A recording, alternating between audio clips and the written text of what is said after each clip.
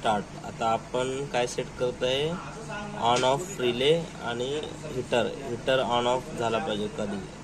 पहिला जायचं लेवलमध्ये, त्याच्यानंतर एस पीमधून परत एस पी प्रेस करायची, RTDI 0 ठेवायचा, बर्न 0, DL सेकमध्ये ठेवायचं, सेकंडमध्ये ठेवायचा.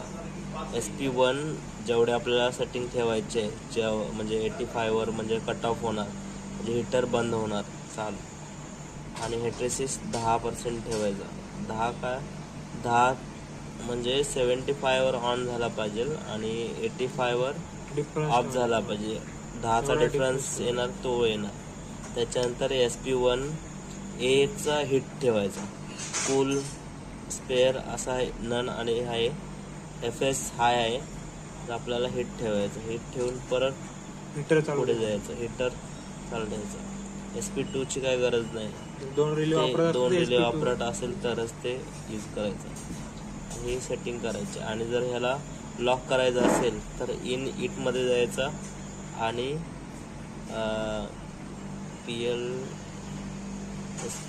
SPLY ऑन ठेवायचं, म्हणजे आपली SP कोणी चेंज नाही करू शकत. जर हा PIDचं काय, आणि ह्या इनपुट RTD ठेवायचं, USB वगैरे असं हे नाही ठेवायचं. जर आपला हे असेल 4 to 20 mA असेल आपला ट्रान्समीटर, तर 4 to 20 mA ठेवायचं. आणि जर RTD असेल तर RTD ठेवायचं, बाकी ऑन ठेवायचं असं. PIDचं का, PID हा टाका गेला.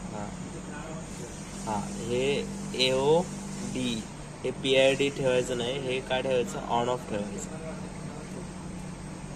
हे ऑन ऑफ ठेवायचं, तेव्हा तो रिले ऑन ऑफ होईल.